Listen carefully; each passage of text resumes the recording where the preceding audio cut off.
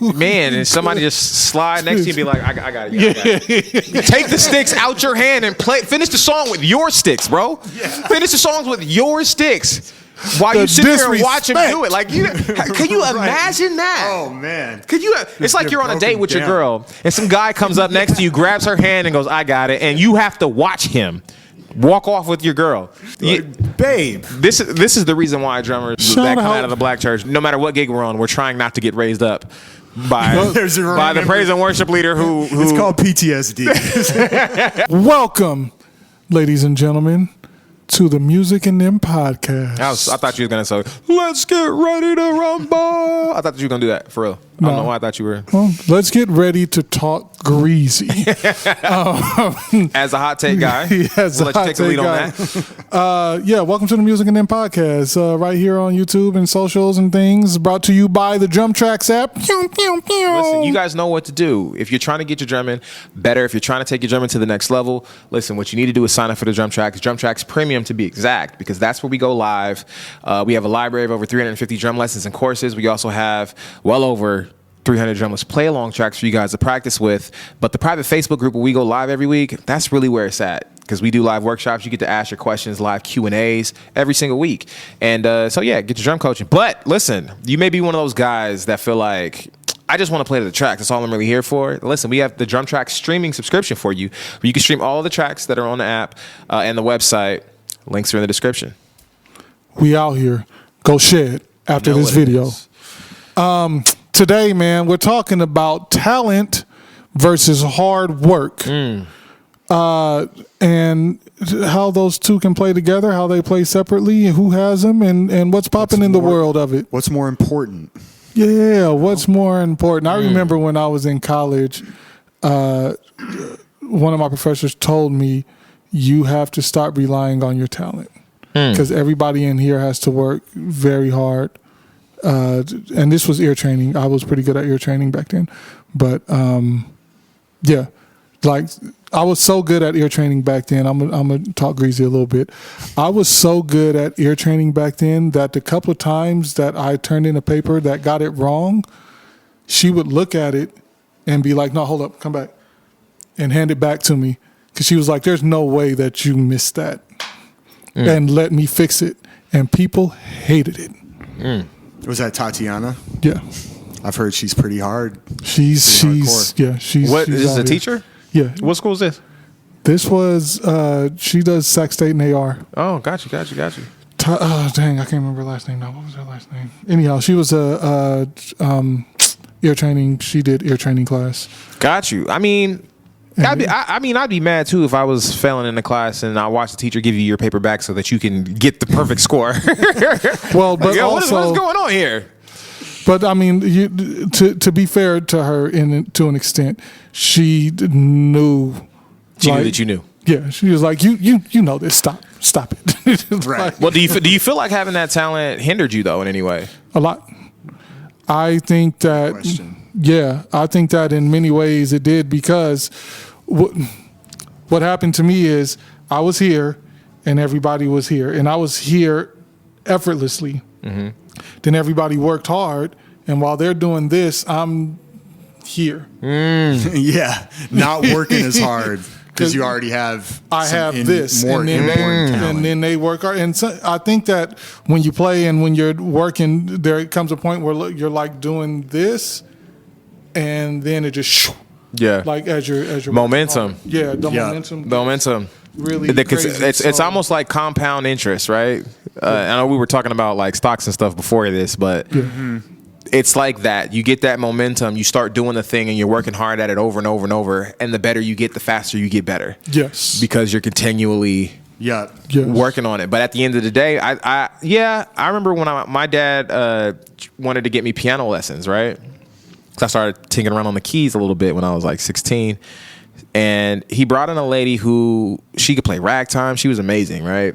And she was trying to teach me how to read, right? It was the first thing that she was trying to teach me how to do.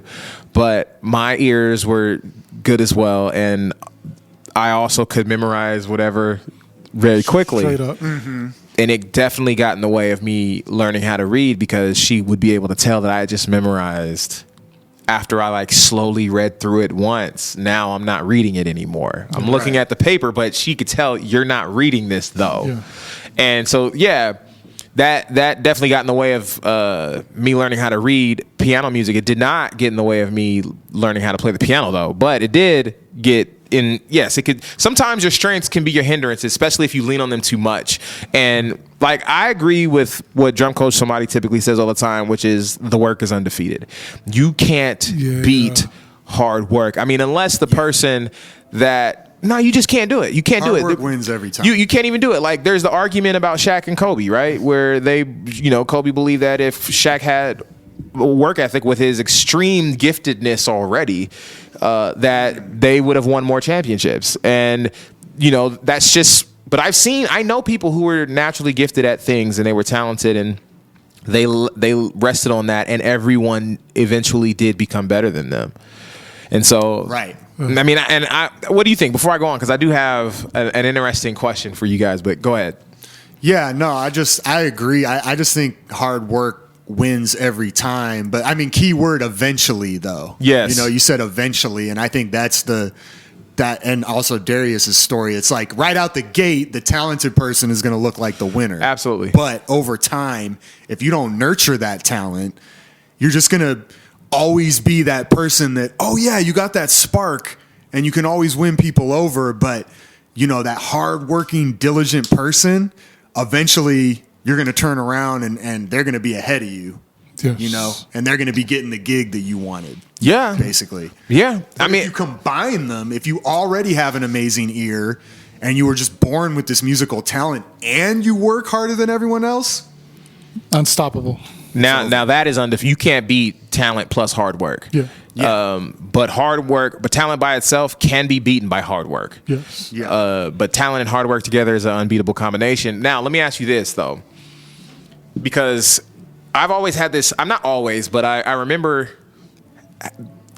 Let me just put it this way: there's a lot of young musicians now that we see that are extremely talented, right? And they're extremely talented and they're known, and it's a novelty because there's a lot of grown people that aren't that good, right? And so they're playing as good adults. Yeah. But what happens when they're now not 12 or 13 anymore, or they're not 8 or 9, but now they're 27 and everybody's that good? Right. You know what I'm saying? Like, that's sometimes, like, eventually, like you said, everyone's going to catch up. You know what I'm saying? Well, not everyone, but those who are going to be good and work hard eventually catch up. Now, if you are extra talented and work hard, it's still going to be kind of hard to catch you if you're still working on it and pressing and evolving. And because, I mean, at a certain point, you reach a level of proficiency. It's no longer about getting better, especially like if you're a legend, if you're at that, not legend, but that super advanced level where you just have full command of your instrument and whatever you want to play, you can. Then it just becomes about artistic creativity and difference. Well, and that's the other, It stops being about being good. You can now have all the chops in the world. Right. What are you doing with Yeah. it? It becomes. What story are you telling? Which is a whole nother thing. I gotta ask this question. I know this is not the podcast topic, but I gotta ask this question. Run it. Like, creativity versus technically skilled. So here's the deal. Good one. Should we touch it now, or are we gonna leave it alone? I don't know. I feel like, because in my mind, and I'm trying not to dive too deep into it, because I do feel like it's a good podcast topic. But like, some of the most creative stuff, or some of the most, the stuff that we really appreciate may not be the most technically complex. So but it's creative as crap. To me, it's like creativity all day. Mm-hmm. You know what I mean? Yeah. I think the technicality is to help you have more options with your creativity. Yes. It's like your brain versus your heart. You know what I mean? Like, yes, the heart is the creativity, but the brain is the technical skills and knowing the language. I heard somebody left a comment on one of the posts that we did talking about I just let the music, I don't worry about the technicality. I just let the music, I go where the music takes me. And I was like, but you can only go as far as your technical ability will allow you to go. Which like, is what if you're playing CCM? It's like, What can you do with these 4 chords? Right. literally the reason why I started playing the piano was because I was hearing music in my head, and as I began to try to write the stuff that I was hearing in my head, I would write things I couldn't play, and I would have to become technically better to play the things that I was doing, that I was having come to me creatively. Right. And so it's like, yo, you have to you can't just not care about the technical part and the facility around the instrument, because it's going to hinder your creativity at a certain point. Your creativeness will only go as far as your technical ability will allow you to. The song that I wrote that we played called 7, I actually wrote it out and then learned it. Is that the No, that's the one that's in 7. It's like at this point it's like Madonna Lee. It's like it's all It's over got the a lot place. of notes. It's got a lot of stuff going on. But you had to write it out and be like, okay, now that I've written this, let me play it. Yeah, because there is straight up. No, Straight up. it'd be like that, because there is a difference between those who create and those who play. Just because someone, and that's a whole nother thing that I've noticed. I have come, listen, I have heard some of the musicians that I have seen that I've been like, yo, this guy is so incredible, it's dope. Then I listen to the stuff that they actually write or the stuff that they made and been like, yo, this is awful. Right. I'm not. Yeah, I got. And then I've also name drop. Go ahead, drop some names, brother. I'm not you wilding on it. We're not doing You that. are wilding on this podcast right now. Not doing this today. But Drop I've them in the comments. but I have also I've also ran into guys who may not be able to play as well that have written some incredible stuff. Yeah, definitely. And they may not even be able to play it as well as some other guys can play what they wrote. You know what I'm Right, saying? It's right. like, I mean, a composer who writes for all these instruments in an orchestra may not be able to play all of them. Yeah. You know what I'm saying? Yeah. But yeah, so I mean, there is a difference there. But Composition is a whole other ball game. yeah, it is a whole nother. But composition's where it's at, to me anyway. Yeah. That's why I make play along tracks. I make songs. But That's why we do all this, is to play songs that someone wrote at the end of the day. well, some of us also do this to play songs that they wrote themselves. Yeah. That's one of the someone. Got you. Someone wrote something. Yes. We're not, or I mean, sometimes there is free jazz, but Yeah, some of it got a little so far out there, it wasn't even music anymore. exactly. But you know what? I learned You had it. to come back down to earth. Like, Right. You just went out into the abyss, and now you realize that you're in the space of nothingness, and we don't have anything to hold on to. Like, come back down to the ground. That's homie. like the We need- evolution of jazz, really. It's funny when you watch how it went from like bebop, like crazy technical skills and stuff like that, to like modal. We're just going to stay in one mode forever, to just like, okay, now we don't care what key we're in at all. Yeah. Just go. Yeah. When I was in theory class back in the day, I remember there being a type of music where the way it was written, it was even hard to read. And it was an old style. I know they ended up doing something similar in jazz at a certain point with the experimental stuff, where there was no time signature either. And there was no key signature. There's no one. There was nothing. There's just I was like, yo, you have literally removed all of gravity from Earth. And we are just floating. like nothing to anchor ourselves. We to. need something to, like, gravity is important. You understand what I'm saying? It's here for a reason. And we want to be free, but like, I don't want to float off the earth. You know what I'm saying? And that's what some of the stuff did. But anyway, I do feel like if you're going to play this instrument or play any instrument, no matter how talented you are, because one of the things I used to do back in the day when I was playing drums as a younger kid and teenager, like, people would be like, you're so good for your age. And I'd be like, yeah, I've only been playing for 1 year. And to make you feel like you're all talented and great and like, oh, yeah, I haven't even been playing that long, which means that I'm extra special.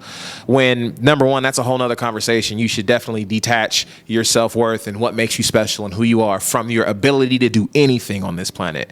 But at the end of the day, that's how I felt. And so it made me feel like, oh man, but what happens is you stop working hard and you stop because you already feel like you're there. And next thing you know, 3 years go by and everybody's better than you. And that's if you want to make sure that you stay stuck in your drumming or in your musicianship, whatever you play, and that you don't get any better, there's two things you can do. rest on just your talent and not your hard work, number one. And number two is not surround yourself with other people who are working hard. Because if you don't surround yourself with people who are working hard, then you won't work hard. And you don't want to be the hardest working person on your instrument that you're around. You always want to have somebody that's, motivating you and pushing you forward because they're just... Try and play with people better than you. Yeah. As much as possible. Because it'll cause you to work hard. Embarrassment is what caused me to work hard. When I was at church and they would kick me off the drums in the middle of the song, when the lead singer would have someone come and raise me up off the kid, that feeling enough was motivating for me to... I think that, and we talked about this off... we talked about this off air before, but that's why players that come from the black church are unmatched because they ain't having it. If you mess up one note, they'll be all right. No, you good. Yeah, we're not here for. Listen, there'll be like 3 or 4 drummers just standing behind the kid, waiting for you. Man, and somebody just slide next to you and be like, I got it. Take the sticks out your hand and finish the song with your sticks, bro. Yeah. Finish the songs with your sticks. While you sit there and watch him do it, like can you imagine that? Oh man, could you? It's like you're on a date with your girl, and some guy comes up next to you, grabs her hand, and goes, "I got it," and you have to watch him walk off with your girl. Babe, this is the reason why drummers don't that come out of the black church don't. Yeah, we are, no matter what gig we're on, we're trying not to get raised up by the praise and worship leader who it's called PTSD.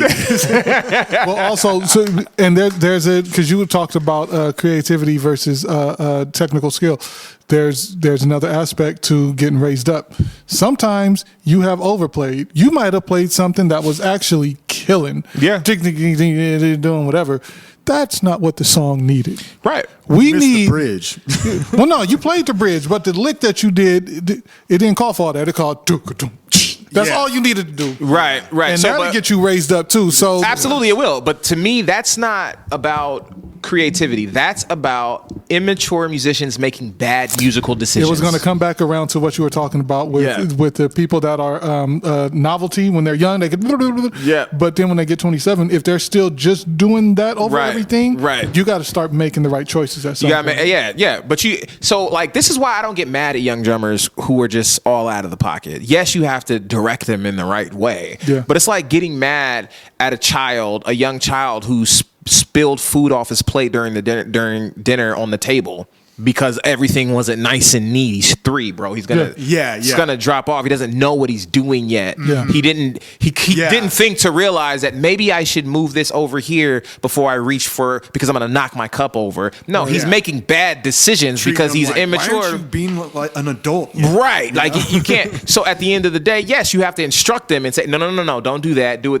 Do it like this. You do have to do that. But I'm not sitting here like the people that I've seen on the internet who just get so mad because they see a 30-second clip of somebody playing drum fills and they don't have the context of anything that's happening in that clip other than the highlight reel that social media is. Yeah. Now, obviously, they don't even have the context that that's what social media is. Right. But at the end of the day, we get so riled up like this generation's never gonna. No, first of all, you were out of the pocket too, bro, when you were 12 and 13 years old and you first learned how to play doubles on your kick drum and you played them after every every opportunity you had. You understand what I'm saying? I can do this. Yeah, like that's what they do. You just instruct them and like, hey, that is a skill that you're gonna need. You need to develop the musical IQ. That's what I call it. Yeah. To be able to make good musical decisions. They'd be like, these drummers, they can't groove.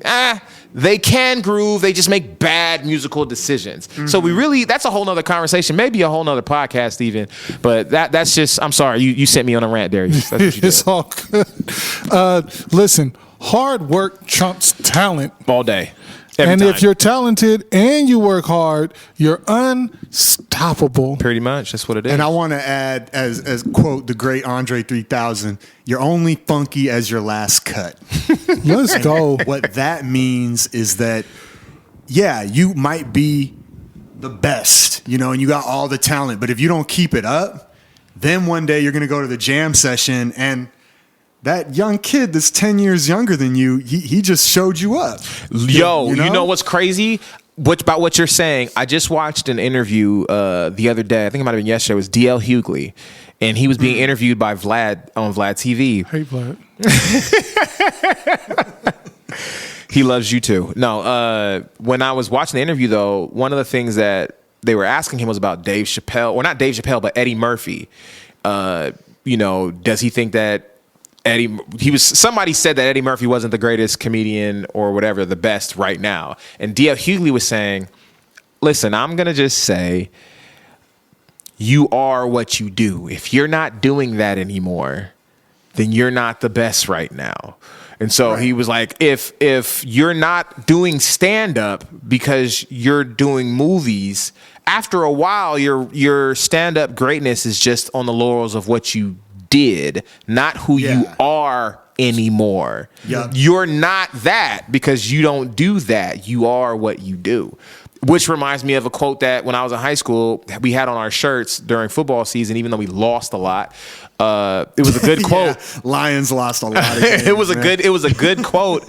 It was a good quote by Aristotle that I've never forgotten, that says, you are what you repeatedly do.